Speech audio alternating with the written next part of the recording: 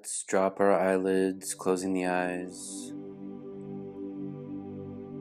setting the activity down from the world. No demands,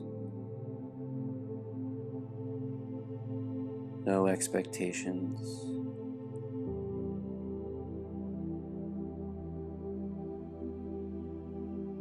No control.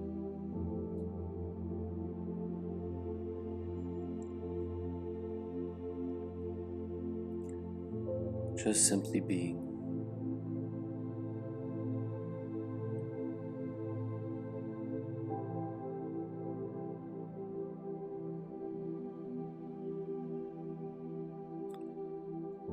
And as I speak, continue to allow your attention to point inward.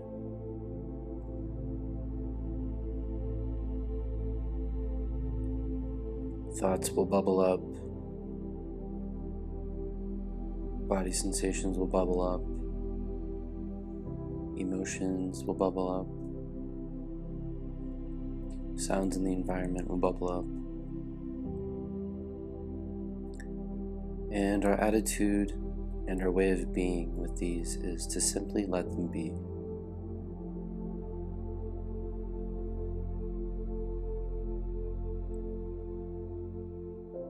Much like you're sitting on the side of a street and the cars are passing. You're simply a witness to the passing cars without interfering, without trying to control them, without pushing them away, without jumping in front of them. Just simply noticing that cars are passing by. Just a very innocent, easy spectator. And being the spectator, we have this very gentle intention to allow our experience to be exactly as it is.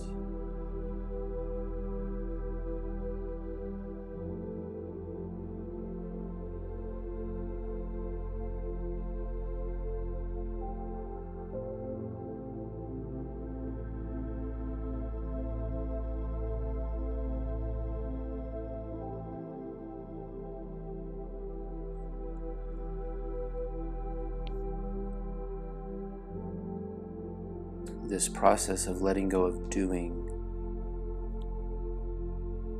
and merging consciously with being, this is the essence of meditation.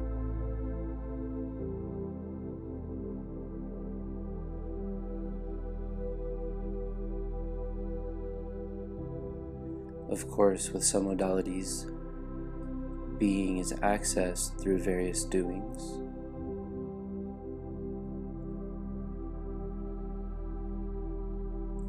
Even to say letting go and going within is a type of doing. And yet, it all points to the consciousness that is always already present for any and all experience. The one common denominator.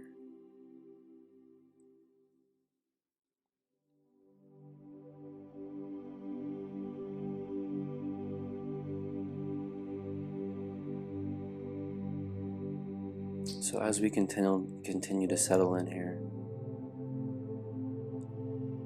let's merge our awareness with our breathing.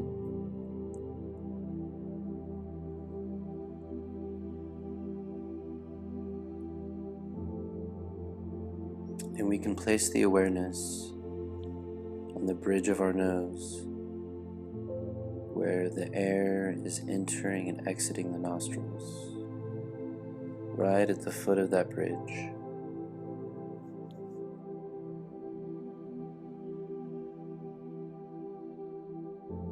So let's gently place our attention there for a couple of minutes, feeling the sensation of easy, spontaneous breathing. Nothing to do, nothing to control, just simply being with the breath.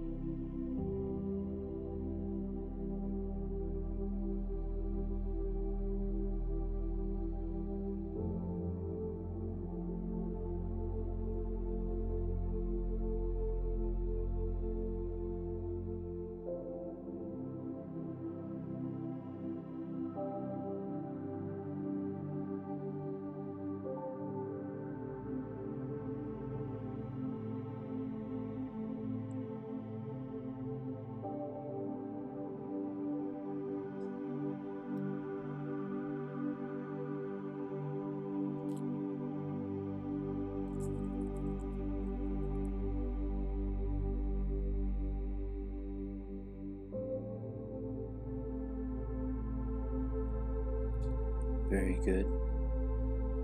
Let's shift our awareness into the space right behind the belly button, the navel center.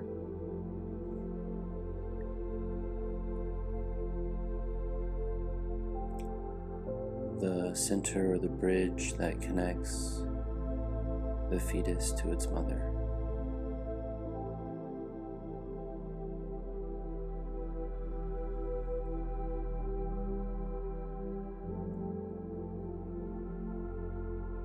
And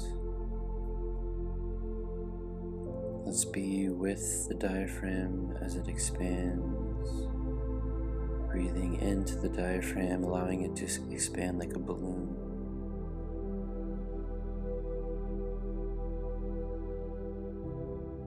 And moving with it as it releases air.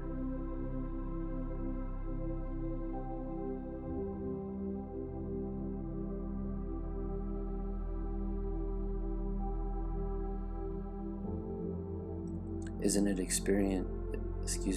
it interesting how the experience of essentially the same activity changes based on what and how we're focusing?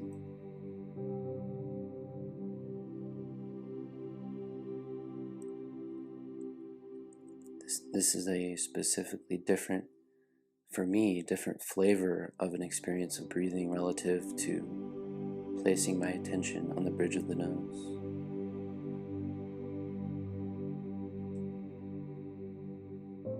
So let's breathe into and out of the diaphragm for a couple of minutes.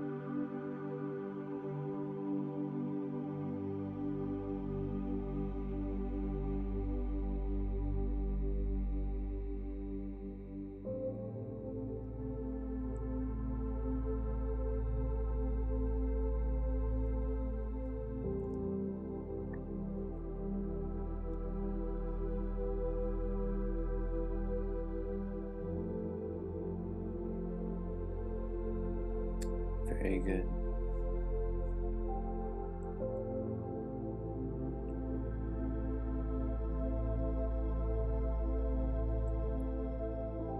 So in this module entitled Highlighting the Best, and I invite you as I speak, continue to be pointed inward with your awareness, continue to be connected to your body and your breath, and simply sit in a space of receptivity and openness. I'm going to be guiding you along a few contemplation meditations where we get to create deliberate thought and generate deliberate feeling and use our imaginations to amplify that which we enjoy, that which brings about balance and well-being, that which has us feeling empowered and capable and creative.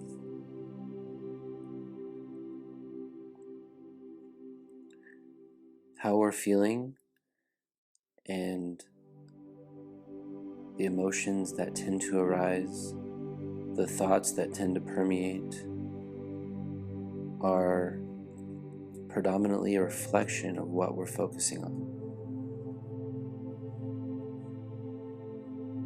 If you'd like to change the content of your mind, and if you'd like to change the current snapshot of your emotional life, the precursor to both is what and how you're focusing your attention.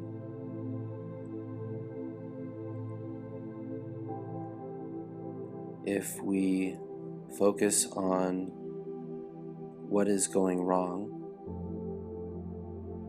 with a particular person, place, or thing, if we focus on what's not working, if we focus on what we do not like about him, her, or it, or the situation, if we focus on what's missing, if we focus on all the negative qualities of a particular thing, that's the very thing that gets amplified and reflected back to us.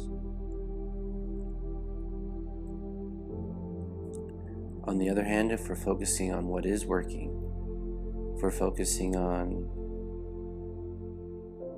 what we appreciate, what we're grateful for, if we're able to highlight the best in ourselves, in a relationship, in a circumstance, in what we expect the future to look like,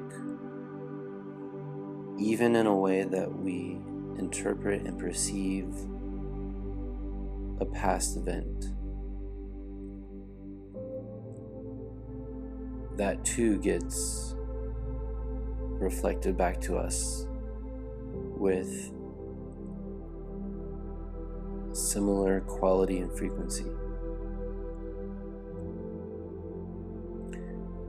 Dr. Dwayne Dyer, who has passed, he's one of the most well-known spiritual teachers of our time. He's famous for saying, if you change the way you look at things, the things you look at change. So there's a sequence here. If I change the way I look at something, my experience of that thing changes. So wherein lies the power of perception? Is it in the thing? Or is it in me as the perceiver, as the definer, as the observer? An even more empowered term, as the creator. As I change the way I look at things, the things I look at change. There's a lot we can draw from that. That means that I must not be independent of the world around me. That phrase implies an intimate relationship between subject and object. If the object changes as the subject changes, then there's something very powerful for us to explore there.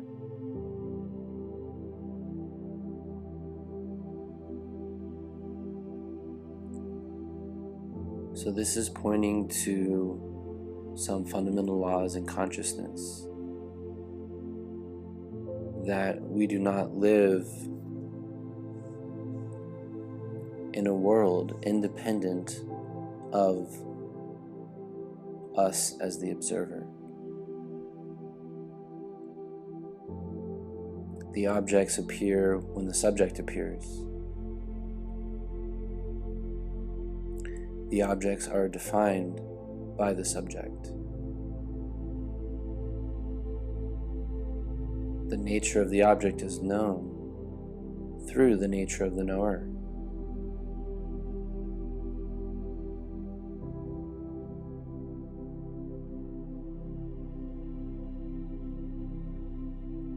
Deepak Chopra wrote a book called The Book of Secrets.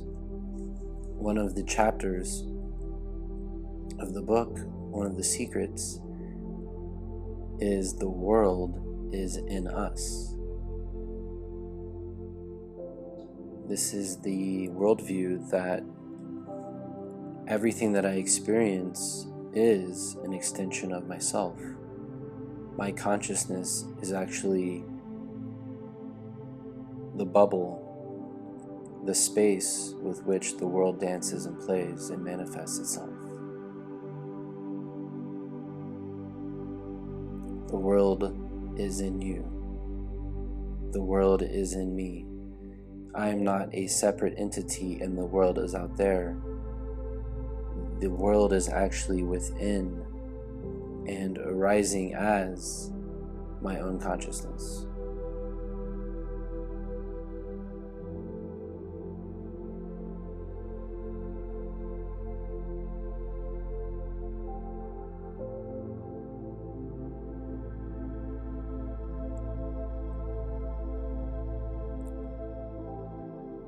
And so my personal orientation, my personal perceptual capabilities, that which I am looking for, that which I am seeking out, where I place my attention, the things I look for, the series of thoughts that I think,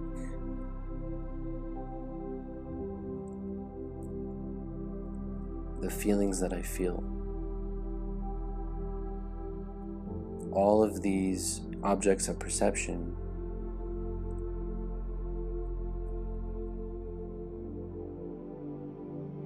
embody a particular frequency, and as we continue to focus upon them, they gain momentum. So that the more I continue to focus on particular things of particular frequencies, that is what tends to show up in my experience. If we want to simplify this distinction, we can break it down into two main categories of positivity and negativity.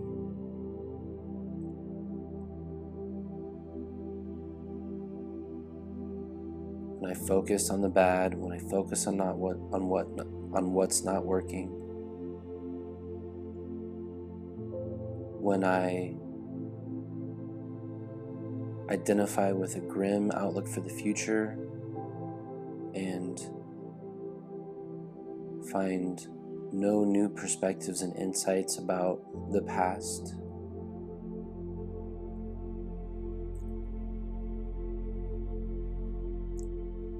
the negativity is reflected right back to me.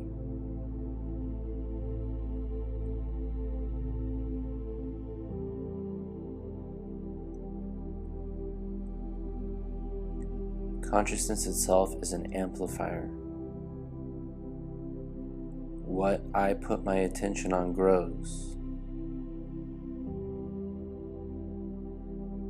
Where attention goes, energy flows.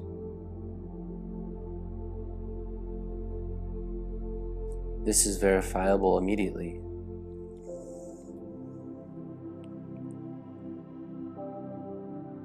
If you want to feel excited right now, simply shift your awareness to a person, place, thing, memory, aspiration, some object of attention that generates excitement within you.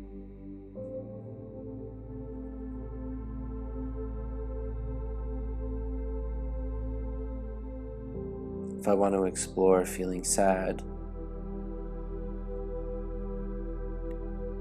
I can relive a moment that occurred to me as sad in my past.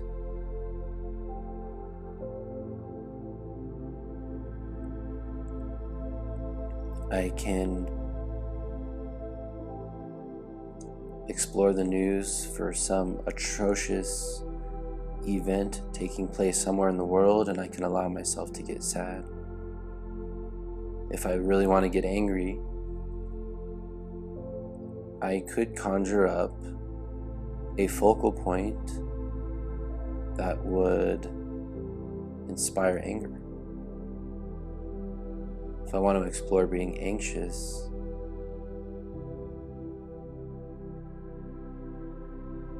I could scan my life experience and start accumulating focal points about why feeling anxious is completely justifiable.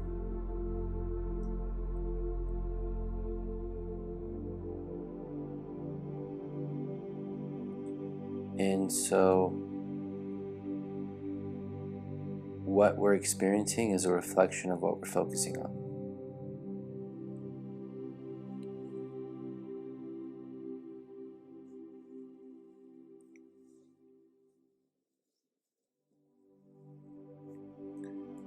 So we're going to use our imaginations a little bit here.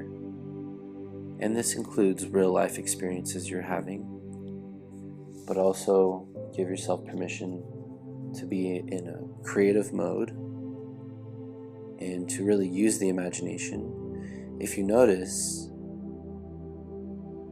when we use our imagination, it elicits the same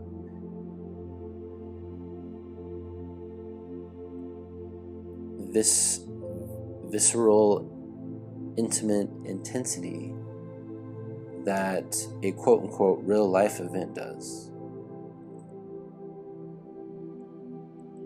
We use our imaginations for all sorts of things, and quite a bit of research has been done on this. The brain and the body are reacting to the imagination in the same and very similar ways as they do when an event occurs in the physical perceptual field. Similar to how neuroscientists read the brain and its activity during sleep relative to waking state. So the imagination is a very powerful tool in generating the internal experience that we desire, especially in the context of what we want our future to look like, which is always arising now. Using our imagination to raise our current vibration in the process of manifesting it now.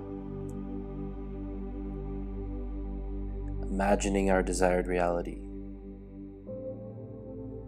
rather than focusing on what was or what could have been, or even what is.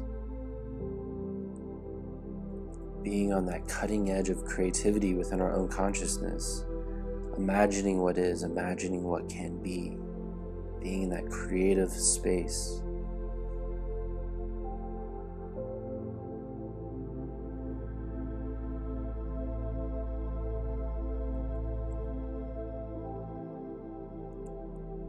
So use all your faculties, your imagination, your direct experience, current circumstances, memories,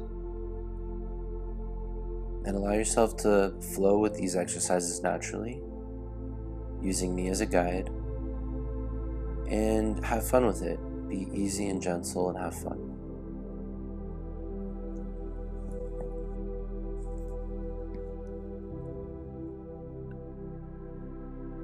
with, in a general sense, getting present to what we're truly grateful for. Let's start off in a general sense and begin to scan ourselves for what we're truly grateful for. And the idea here is not simply to make an intellectual checklist. We want to actually invite ourselves to drop into the feeling, the sensation, the visceral connection to gratitude. What does it feel like to really appreciate something?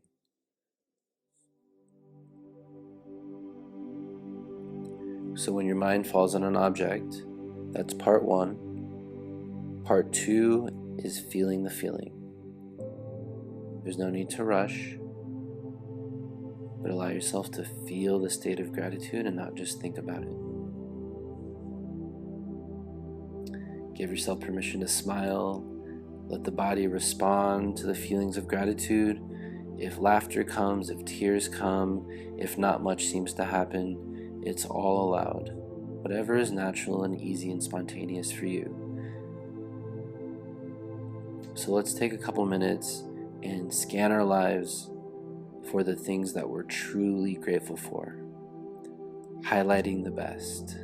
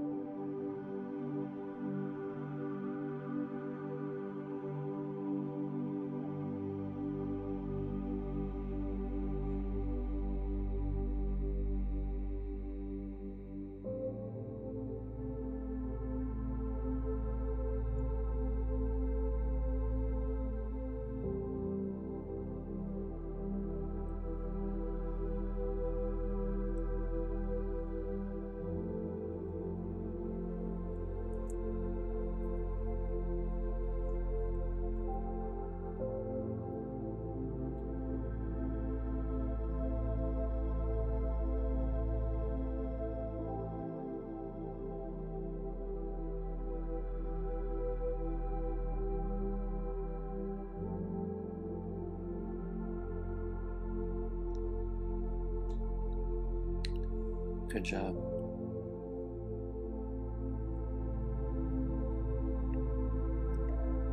Notice how you responded to the exercise and how it felt to be grateful.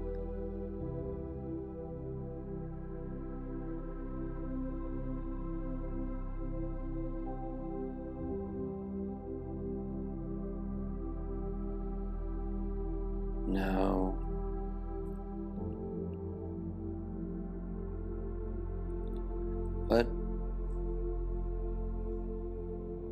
what is great about you?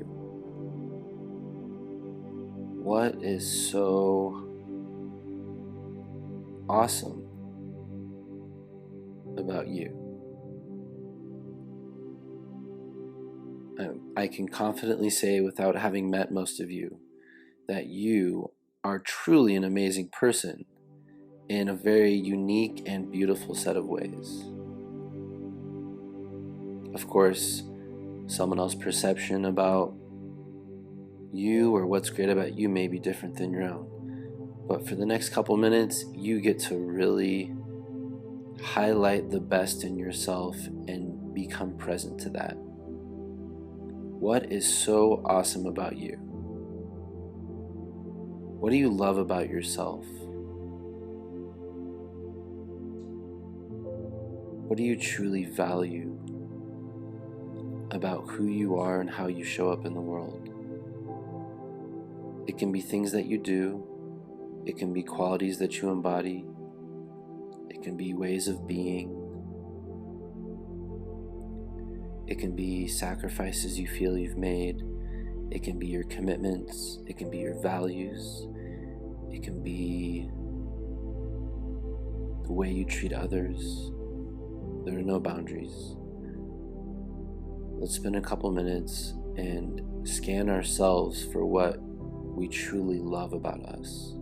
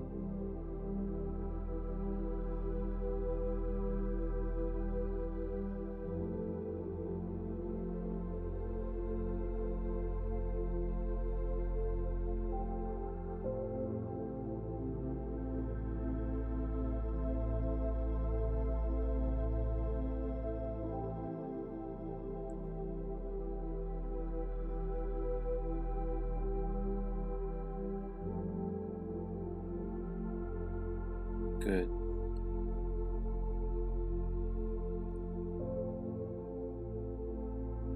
That's a valuable exercise to do every day of your life. Getting present to the best in ourselves. Now, I'd like you to highlight the best in terms of what's really working in your life.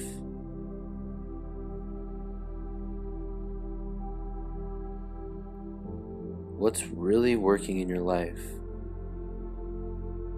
In what ways are you feeling empowered and creative and purposeful, impactful? What's working in your relationships? What's working with your career, your job? What's working on a daily basis? What's working in how you're caring for yourself? What's working for how you're showing up for others?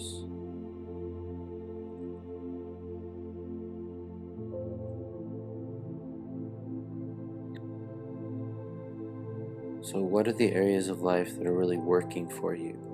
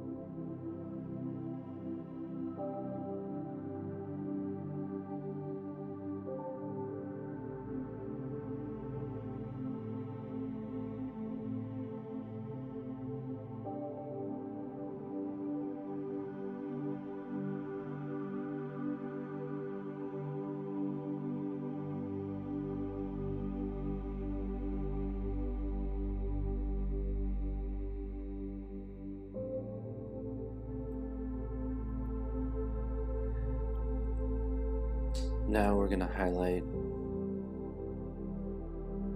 what's possible for you. What is possible for you?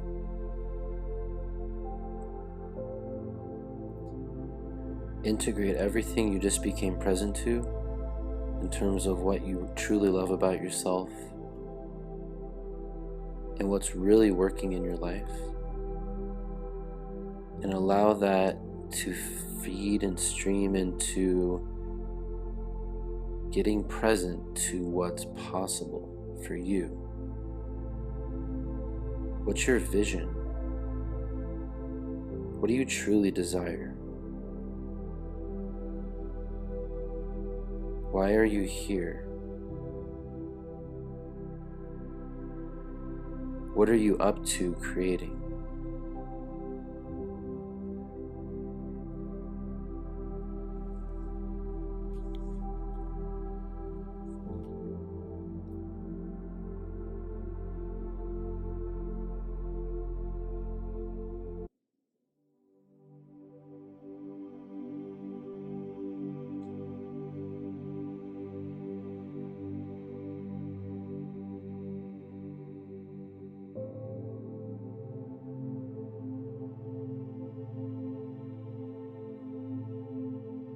Good job. So the value in highlighting the best is that more and more of that is reflected back to us in our experience. It's like standing in front of a mirror. If we wish to experience seeing our reflection smile, then we're going to smile ourselves, and lo and behold, we experience a smile in the reflection. And so when we highlight the best in ourselves, in others, in what's working in life, in the things that we're creating and what's possible for us, when we begin to orient our repetitive focus around these specific areas of life, that's what begins to show up more and more. Remember, energy is flowing where your attention is going. Now, it is important to note this doesn't mean we're practicing ignorance of that which we get to work on, or that which is not working, or those areas that are dysfunctional and could really use attention. It is very much relevant to be mindful of those things, and in doing so, we give them an opportunity to start shifting. But in terms of our repetitive focus and the energy that we invest,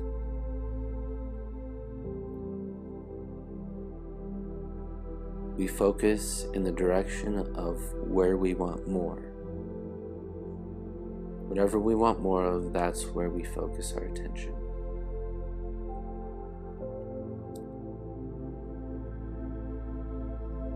It immediately shifts our experience.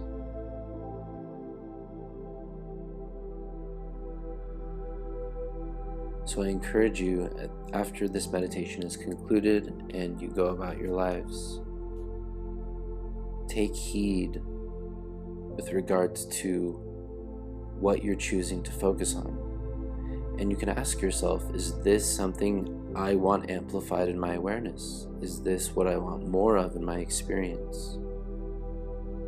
If the answer is no, exercise your free will, shift your attention. Sometimes you're shifting away from the thing itself. Sometimes you're shifting how you're choosing to see the same thing. Whatever the case may be, continue to ask, what is it that I desire from this experience? If you do not desire what you're currently experiencing, you desire another experience, the precursor, the foundation, is a shift in perception. a shift in consciousness.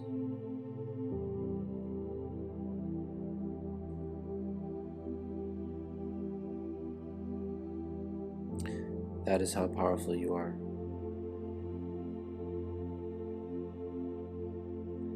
Thank you so much for joining us today and or this evening, wherever you may be in the world.